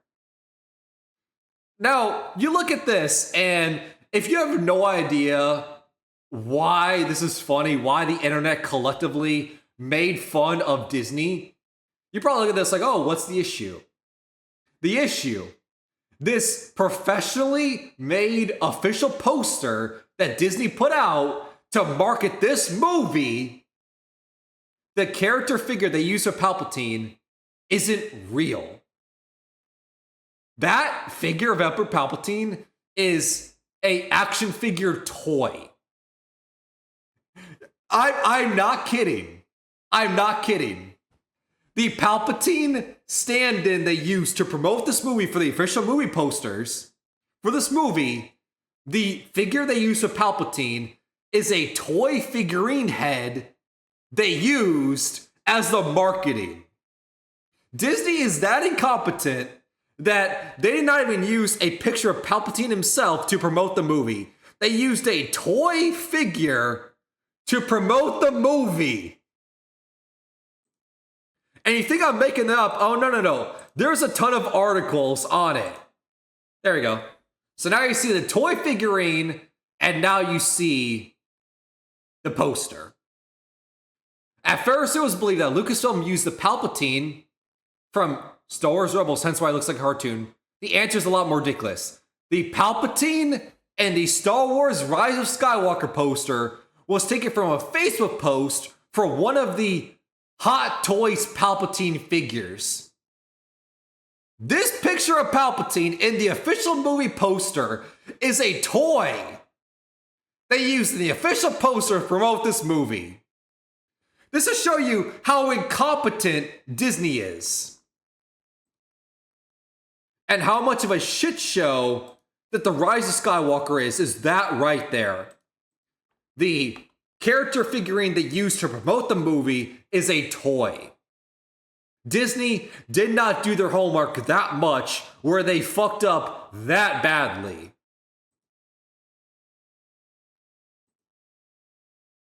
Just unbelievable. All right. Let's get to The Rise of Skywalker now. Been put to screen. And this movie in general is just everything wrong with Hollywood. It's reliant on nostalgia to make up for straight up broken and contrived storytelling. It's lazy, it swings for the fences and misses by a mile and acts like it's a lot smarter than it is. Kind of like me. The answers for all of the questions we had in this movie were blatant retcons of the disappointing answers that we got in The Last Jedi. Character motivations simply do not match up with the previous films. The MacGuffins. Oh my god. The frickin' MacGuffins. One more contrived Sith dagger that lines up with the position of the Death Star ruins and I will scream. Things get to the point of parody too when things that haven't even been alluded to or foreshadowed in any way are all of a sudden a thing now and are played off like it's been the plan all along. Like, they had the nerve with this movie to act like Palpatine was the one pulling the strings behind the scenes the entire time when everyone knows that was not the case at all. Like, who are you fooling, Disney? Rey is a Palpatine now, and that's been the plan all along too. Cap! I wish I had a hat or cap I can put on just to show you how much cap that is. Yeah, nobody was buying that when the movie came out. No one's buying it now. Daisy Ridley literally came out and said that they had no idea who Rey's parents were the entire time because it kept changing. Because once again, Disney, with a trilogy, had no plan. They had no idea what they were doing. They literally released a movie, looked at the pros and cons, their reviews, and then made the second movie based on what the reviews are like. Second movie, oh, it's hated by everyone? Okay, now let's put the third movie and try to retcon everything. There was no plan, no continuity. They literally released it and then saw what the public perception was, and then went from there. Rey's secret from the beginning. Did you know? Like, that's the reason why it changed so many times. It says they didn't know. They had no plan. About the parentage? Like, tell me about that journey of when you found out. No. At the beginning, there was toying with like an Obi-Wan connection, and then it really went, there were like different versions, and then it really went to that she was no one. And then it came to episode 9, and JJ pitched me the film and was like, oh yeah, Palpatine's granddaddy. And I was like, awesome. And then 2 weeks later, he was like, oh, we're not sure. So it kept changing. So then even I... You are cooked, Disney! Filming, and I wasn't sure what the answer was going to be. Like, imagine...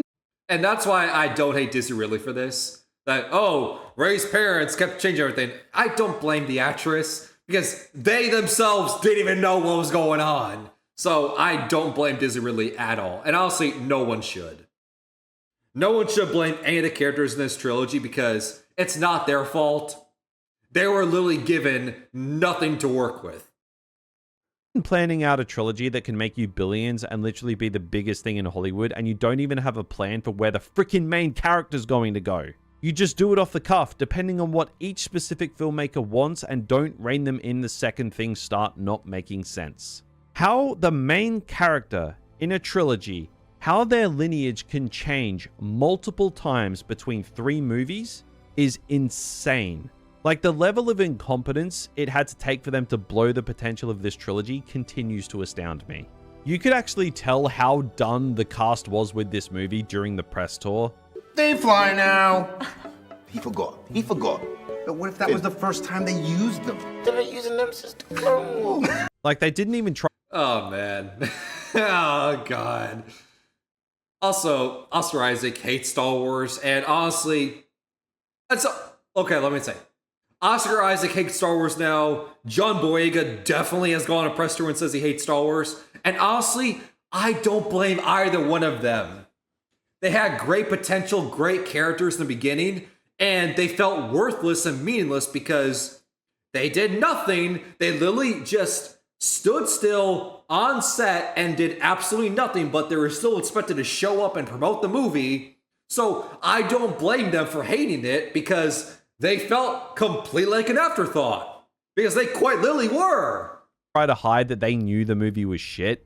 Now, they didn't do the Dakota Johnson, Madam Web technique of straight up saying it was dog shit, but let's be real. Just watch the interviews. They said it without saying it. And a year after The Rise of Skywalker's release, John Boyega actually called Disney out for hiring him to check a box and then having no idea what to do with him. And I'm so glad that John Brenner Bell character, market them to be much more important in the franchise than they are, and then have them pushed aside. It's not good. Agreed. Once again, he was pushed aside, and anyone who disagrees, then I literally question what your IQ is, because they literally were pushed aside. Finn had an arc, had a story in The Force Awakens. You tell me what that arc is in The Last Jedi. You tell me what the arc is in The Rise of Skywalker. You tell me what the point of his character was. Right? Seriously, like legitimately, I want to know what the point of his character was in the next two movies. Other than him standing there and still expected to show up. You guys knew what to do with Daisy Ridley, Adam Driver. I don't know about that. I mean, that part, respectfully, John Boyega, I disagree with you on, because they had no idea what to do with anyone. But I still do. I get the sentiment, but no. They did not know what to do with Daisy Ridley. They did not know what to do with Adam Driver. Especially those two. But yeah, they didn't know what to do with anyone. And you were still expected to show up. he did that, because they completely wasted both him as an actor and the character. Both had crazy potential. Finn had the potential to be one of the standout characters in this trilogy, and they completely tossed him to the side. He was! I remember people saying after The Force Awakens, people were saying Finn was their favorite character. I remember, I think I was even one of those people, that Finn was my favorite character. And now look what we got! Now, Disney are notorious for pandering and checking boxes when it suits them, and then dropping those morals when it comes to making money with their marketing campaigns. AKA, literally what happened with Snow White and the Seven Dwarfs. Right? And all these Disney live-action remakes. Right? Let's check off all these DEI boxes and show we're very progressive and we are very welcoming. We don't discriminate. So let's hire some Latina actress to play Snow White, even though Snow White's skin is white as snow. But let's ignore that, and instead, oh no, she was born on a winter night, and that's how she got the name of Snow White.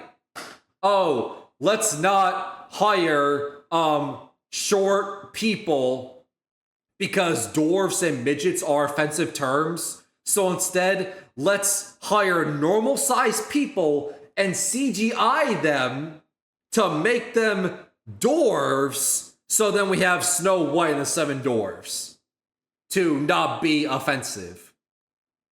Even though Disney discriminated and didn't allow short people to have an acting job because they didn't want to discriminate, even though they discriminated short people from getting an acting job.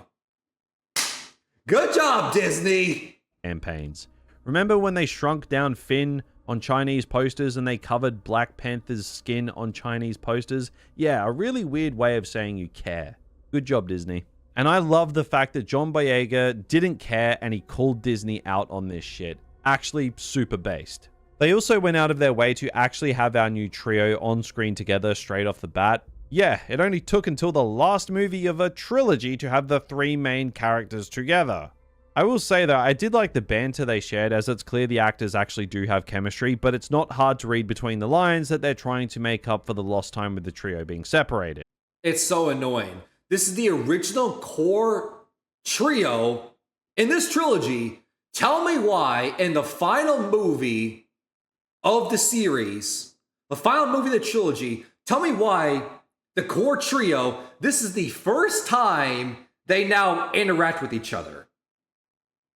The final movie of a trilogy, this is the first time the three main characters interact with each other. In A New Hope, the core trilogy of Han, Luke, Leia interacted in the first movie. They got that right. But for some reason, this movie, we can't do that. They have to interact for the first time in the final movie. They also pushed Hux to the side because he went from at least somewhat intimidating to a little bitch in The Last Jedi. Once again, a man baby. Lily went from space Nazi Hitler to a man baby because he was jealous they wasn't getting enough attention. Because why not, Disney? And brought in Richard E. Grant to actually play a convincing First Order general. Like, this guy was cool. He should have been there the whole time. This movie does play with some cool ideas despite how bad it is. I think the dyad idea that they followed up with from The Last Jedi was actually pretty great, but ultimately ends up being a waste of potential. There's those 3 words again. Like I said, I do like Rey and Kylo as a complicated duo, and I don't mean the Reylo shit. Like, that is just weird. Like, what is wrong with you people? I mean the genuine idea of a dyad and what they can do with it. It's cool, it's fresh, it's new, I like it. They played around with some cool ideas with it here. Their fight on Kijimi was actually visually interesting as a result and expanded on the Skype calls they had in The Last Jedi. And Rey handing Ben the lightsaber to fight off the Knights of Ren was actually pretty cool. I know some people like to say this kind of stuff opens up plot holes, but to be honest, as these two are a dyad, which is super rare, I don't see this as being a problem. I really liked the dyad idea. I just think it was a little undercooked and they didn't do enough with it. I also think the style and aesthetic of Exegol is pretty great. It's just a shame it only exists because Disney got desperate and deployed the Palpatine. I also really liked the scene where Ben's redemption finally comes, but I don't even want to know how much money they had to throw at Harrison Ford to get him to come in for an afternoon of work. Oh, and they also gave Chewie his medal. Finally. 10 out of 10 masterpiece. Now, positives aside, I know there wasn't many, but positives aside regardless. So Kylo throughout this movie knows Rey is a Palpatine, which again doesn't make sense because Kylo said her parents were a nobody, which we now know thanks to Daisy Ridley that actually was the plan when The Last Jedi came out. It was, now we know, is one of the many plans because, once again, thank you, Disney. There wasn't any underlying con here from Kylo. He was telling the truth. Her parents were a nobody. That's literally what it should have been.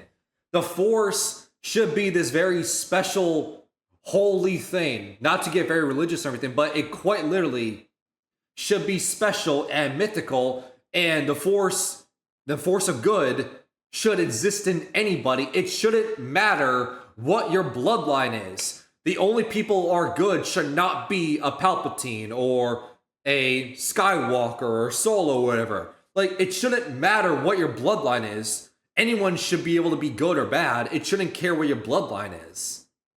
It makes the universe way smaller if it's tied to a bloodline. Was the situation. But because subverting expectations didn't go well with Star Wars fans, we're retroactively supposed to believe Kylo was telling a big porcupine here, a big old lie, when he wasn't. They just changed direction again between movies. Now, when you actually stop to think about literally anything in this movie, it just falls apart. For example, how did Palpatine have a fleet that big just sitting away on Exegol all this time when the previous movie made it clear that the First Order relies on warmongers to create their weaponry? I'll tell you the reason. And once again, I'm going to pull a very famous line for this movie. Anything related to Palpatine, or anything in this movie. Somehow he did. Somehow he had a fleet of starships that are planet destroyers. Somehow he did. The biggest, strongest fleet Star Wars has ever seen. Somehow he did. Don't question it. Somehow. But we're supposed to believe that Palpatine has made the biggest fleet the galaxy has ever seen with planet-destroying tech on every ship, and he's done it all in secret. Literally makes no sense. Where do those resources come from? Also, how were there any Death Star remains at all given it was completely pulverized in Return of the Jedi? Somehow. How did Rey not know Chewie wasn't on the transport she blew up? Somehow. But somehow knows he's on the Star Destroyer later in Kijimi. Somehow. How did Lando manage to convince seemingly everyone in the galaxy to join the fight on Exegol when their distress signal in The Last Jedi was completely ignored? Do I need to say it this time? Or is it already interpreted? Somehow. Like, the second you give I really feel like the Simpson meme where it's like, say the line again. Somehow.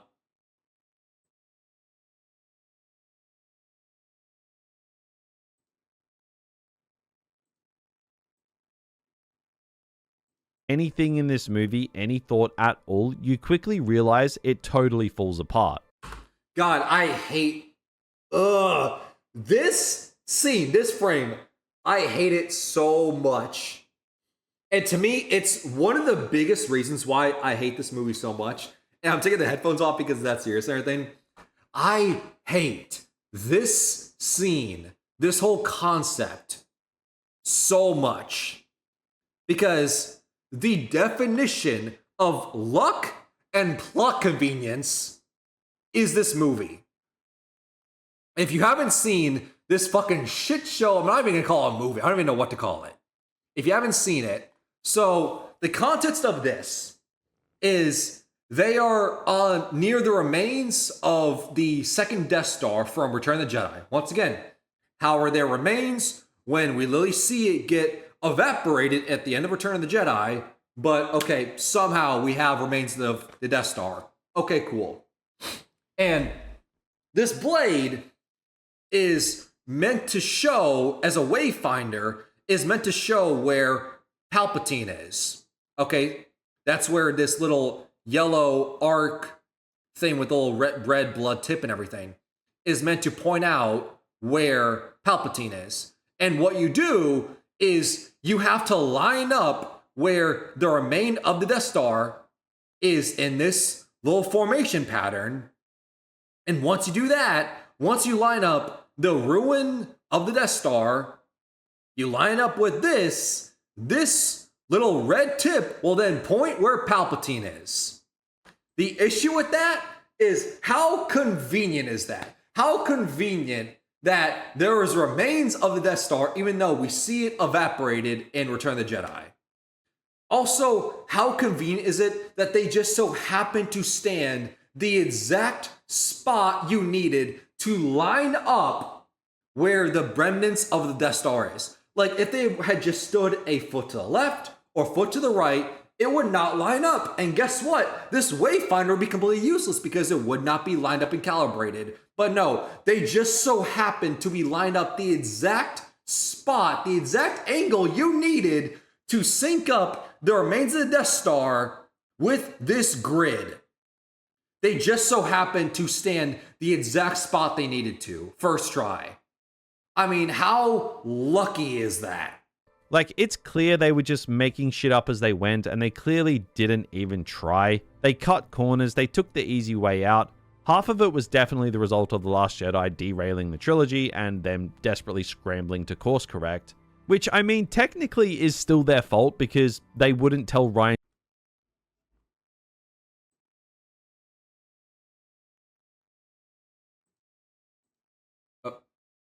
What just happened? Hold on, why did my... Hold on. When did my browser go away? Hold on. Okay. This looks kind of awkward. But alright, let's run with it. Johnson know and ticked off everything that movie did.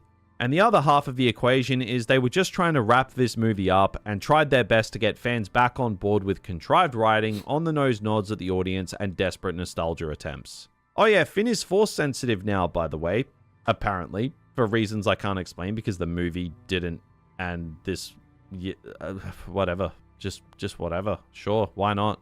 And then, of course, the movie ends on the cringiest moment in the entire franchise. And that's the end of the Skywalker saga. Like, oh man. Now, I of course can't finish this video without talking about Rey in this movie. She is so OP, it's not even funny. I guess they try and justify her power level because she's a Palpatine now. Which, once again, was never the plan.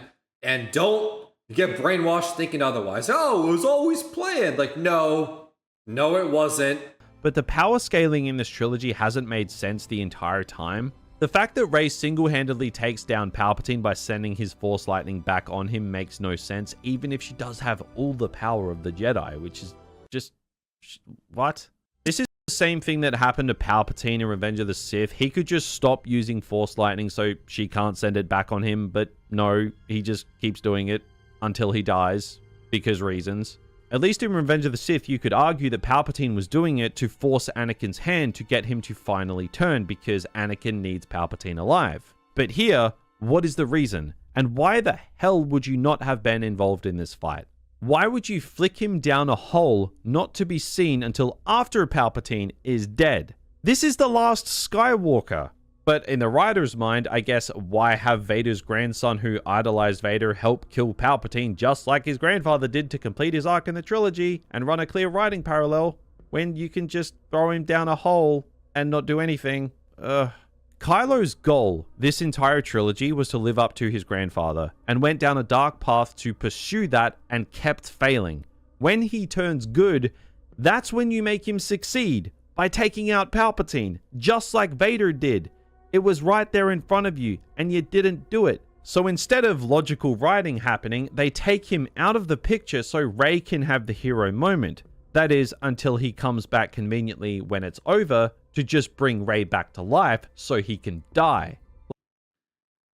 I mean, I said my issues with that, where it's like, I am not the biggest fan if Kylo was the one to kill Palpatine, because once again, we're told time and time and time again that Kylo's being compared to Darth Vader and everything, and won't be able to live up to expectation, because once again, no one will for obvious reason. But we can agree or disagree on whether he should have killed everything. But I agree with this. Like, to me, you cannot disagree with this, though, that Kylo Ren should have been the last Skywalker. He should have been the one on Tatooine to bury the lightsabers and to say, Ben Skywalker. I don't know if he would have done that, but he should have done it. It should have been him, not Rey.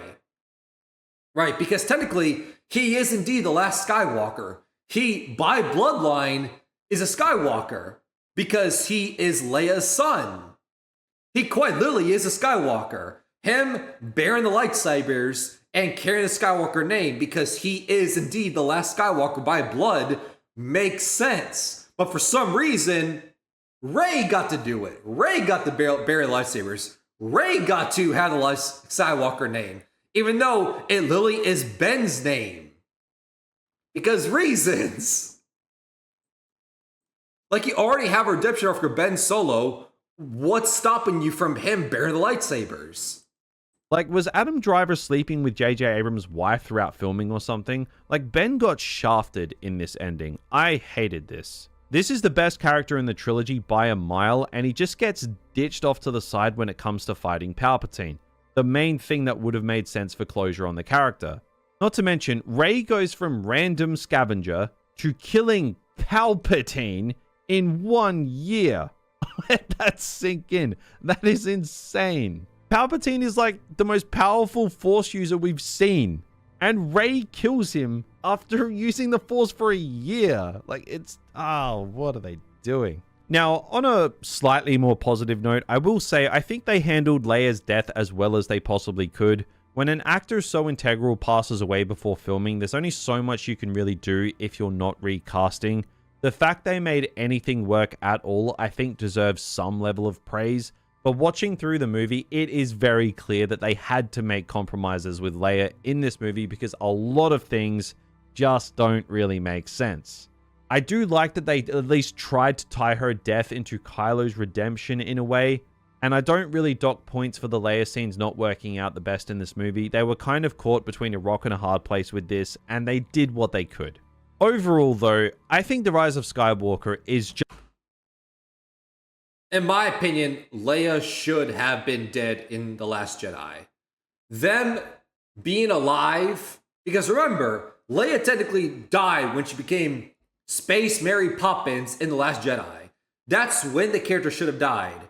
It became complicated when, for some reason, they made her alive in The Rise of Skywalker, but it made it complicated. You made something complicated when you didn't need to be, right? The actress is dead. You don't need to bring them back to life and everything. Keep them dead in The Last Jedi, and that's where their story ends. That's what should have happened. But you brought back Leia for some reason for Rise of Skywalker, even though the actress is dead. Why? Keep them dead in The Last Jedi. You made something complicated when it didn't need to be. Just a bad movie through and through with some decent moments, but ultimately, it's a symptom of The Last Jedi. It's torn between damage control and trying to wrap up the story, and it's a mess. It was a desperate attempt to get fans back on board, and unfortunately, a lot of people fell for it, including me. This film made $1 billion. I saw the movie in theaters twice. Yes, I hope that I step on Lego 2 for my treachery. What I can say with confidence though is I don't think I'll ever watch this movie again, or any of the sequels for that matter, because it just gets more and more depressing seeing the potential of this trilogy just being completely wasted. And life is honestly better when you pretend that these movies never even happened. So, revisiting the Star Wars sequels after all this time was definitely an experience. I'm glad I finally got to go into detail on these movies on the channel, as they remind me of a time when I actually cared about Star Wars enough to go to the midnight screenings of these movies. But the sequel trilogy ultimately still stands as the biggest waste of potential I've ever seen in Hollywood, and a blueprint on how to not make a trilogy. All right, there we go.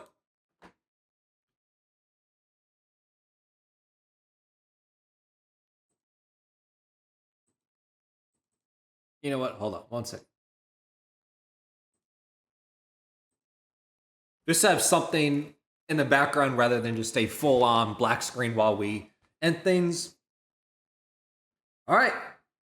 So, hope you guys enjoyed this long but hopefully enjoyable stream. We now been streaming for 2 hours, which, yeah, hopefully this is way more entertaining than the actual Star Wars trilogy itself and everything. And hope you like the change of pace and everything. And yeah, I've always just wanted an excuse to talk about the Star Wars trilogy especially, and share all my grievances and complaints and a little bits of positives here and there and everything, because I do think there are definitely some positives, but mostly negatives. And once again, it is self-inflicted wounds because of Disney's own doing.